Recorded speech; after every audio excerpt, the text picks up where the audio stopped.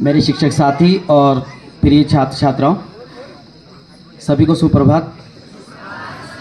और आज जो हम आज 79th इंडिपेंडेंस डे स्वतंत्रता दिवस मना रहे हैं, उसकी सभी को तहे दिल से हार्दिक शुभकामनाएं। आज का दिन जो कि एक तारीख है 15 अगस्त। बेसिकली 15 अगस्त स्वतंत्रता दिवस हम बनाते आ रहे हैं। सिर्फ एक दिन नहीं बल्कि एक तारीख का दिन है, एक ऐतिहासिक दिन है। उसकी वजह है कि आज के दिन हमारे देश के सभी नागरिकों ने ये साबित कर दिया था कि दुनिया की कोई भी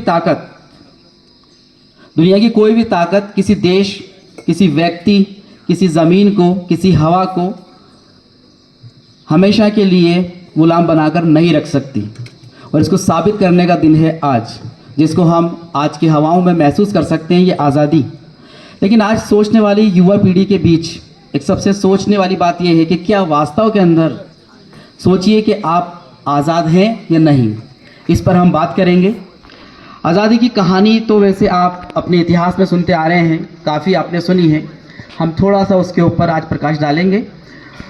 आज़ादी की कहानी की शुरुआत अगर हम देखें 1857, 29 मार्च 1857, बैरकपुर छावनी जो आपने इतिहास में पढ़ी है, और मंगल पांडे का नाम हम सभी को पता है।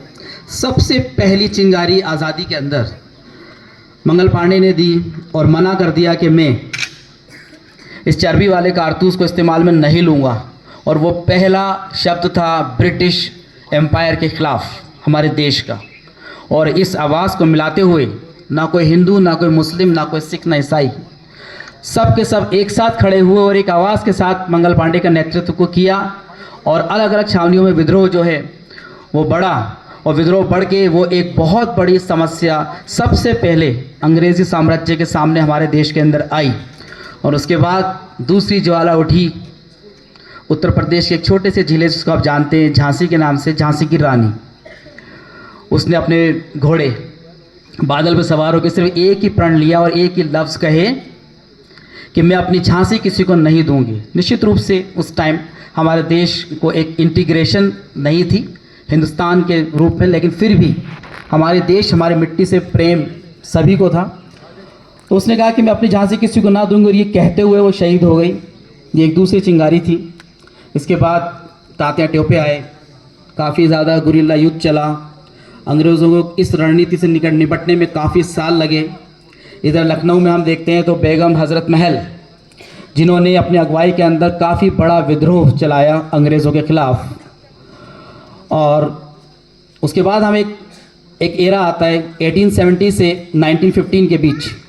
इस बीच बहुत से अलग अलग इवेंट्स हुए, जैसे दादा भाई नारोजी ने ड्रेन ऑफ वेल्थ करके एक अपना स्टेटमेंट दिया और बताया कि किस तरह भारतीय संपदा का उपयोग अंग्रेजी साम्राज्य अपने यूज़ के लिए कर रहा है, जो कि एक बहुत ही गलत चीज़ थी। हमारे को गुलाम बनाकर हमारी चीज़ें और हमारे संसाधनों का उपयोग एक दूसरे देश के विदेशी लोग आके कर रहे थे।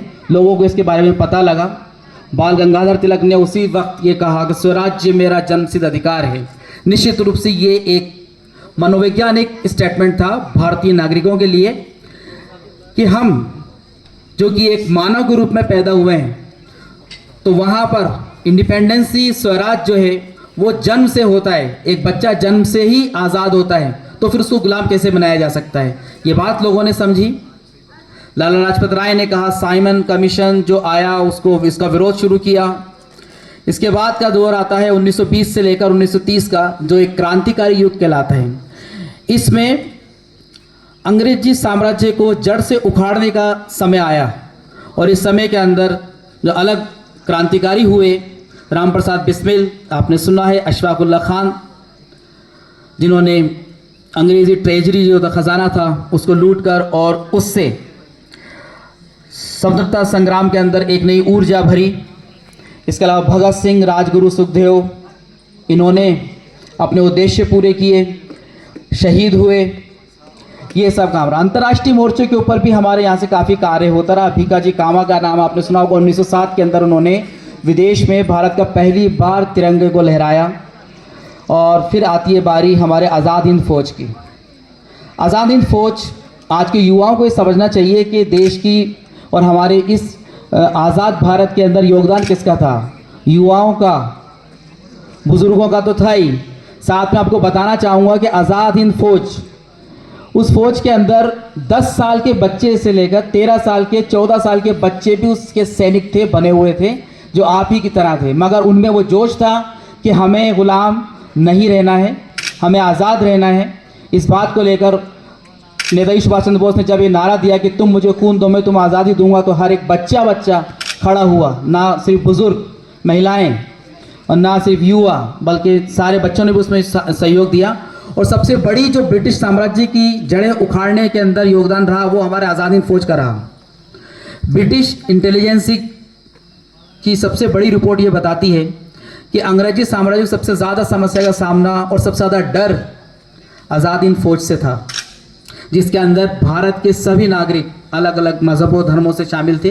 वो सब शामिल थे, एकजुट थे, और सिर्फ एक ही उद्देश्य था, हमारे मुल्क को इस अंग्रेजी साम्राज्य से आज़ाद कराना है। लेकिन हम आज की बात करते हैं, जैसा मैंने शुरू में कहा था आपसे कि क्या हम आज़ाद हैं? तो निश्चित रूप से युवा पीढ़ी के सामने एक बहुत बड़ा प्रश्न है, ये सवाल है कि हम आज़ाद नहीं हैं। कुछ चीज़ों ने हमें अभी जकड़े हुए हैं, और जकड़ने का समय कुछ ज़्यादा पुराना नहीं है, अभी नया ही है।